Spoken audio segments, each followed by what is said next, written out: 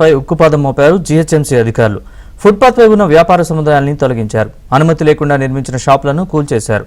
దీంతో పలు చోట్ల ఉద్రిక్త పరిస్థితులు ఏర్పడ్డాయి. పాత బస్తీలో ఎంఐఎం నేతలు జీహెచ్ఎంసీ అధికారుల్ని బెదిరిస్తే సికింద్రాబాద్లో ఏకంగా దాడి చేసినంత పనిచేశారు వ్యాపారస్తులు.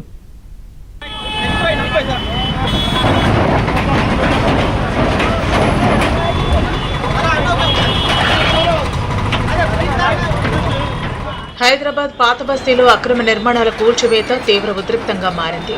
ముర్గి చౌక్ క్లాక్ టవర్ దగ్గర ఉన్న 80 ఏళ్ల నాటి 35 స్క్రాప్ షాపులను జీహెచ్ఎంసీ కూల్చివేసింది. హైకోర్టు సమీపంలోని పత్తర్గట్టి, పటేల్ మార్కెట్ షాపులను కూడా తొలగించింది. అయితే అక్రమ కట్టడాన్ని కూల్చేస్తున్న జీహెచ్ఎంసీ సిబ్బందిని ఎంఐఎం నేతలు అడ్డుకున్నారు. పోలీసులు ఎంఐఎం కార్యకర్తలకు వాగ్వాదం జరిగింది.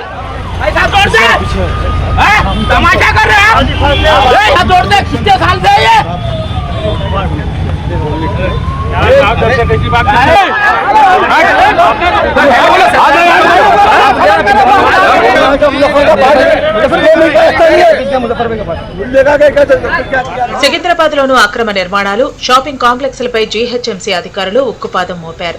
రైల్వే స్టేషన్ చుట్టుపక్కల షాపింగ్ కాంప్లెక్స్ లు, పాలికా బజార్ రహదారికి ఇరువైపులా ఫుట్పాత్ పై ఉన్న వ్యాపార సముదాయాలను కూల్చేశారు. ఫుట్పాత్లను ఆక్రమించి వ్యాపారం చేస్తున్నారని ఫిర్యాదులు రావడంతో కూల్చివేతలు చేపట్టామని అధికారులు తెలిపారు.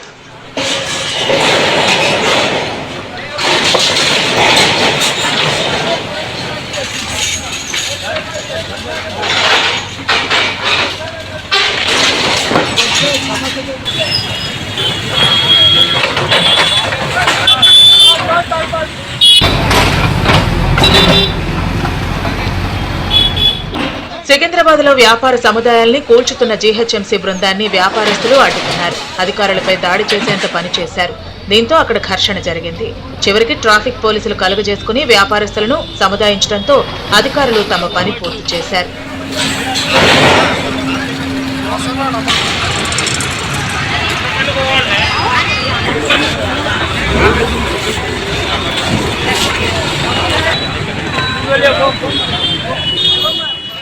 రంగారెడ్డి జిల్లా శంషాబాద్ జోన్ పరిధిలోని ఆర్టీసీ బస్టాండ్ నుంచి రాళ్లగూడ వరకు రోడ్డుకు రెండు వైపులా అనుమతి లేకుండా నిర్మించిన కట్టడాలను, డబ్బాలను అధికారులు కూల్చేశారు.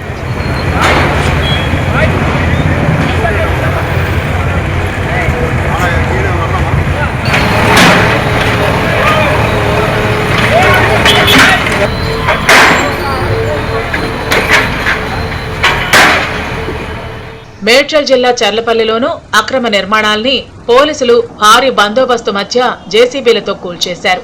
ప్రభుత్వ ఆదాయానికి గండికొట్టి అనుమతులు లేకుండా చేపడుతున్న నిర్మాణాలను తొలగించారు. సీజ్ చేసిన బిల్డింగ్లను మళ్లీ నిర్మిస్తూ ఉండటంతో చర్లపల్లి పోలీస్ స్టేషన్లో అధికారులు కేసు నమోదు చేశారు.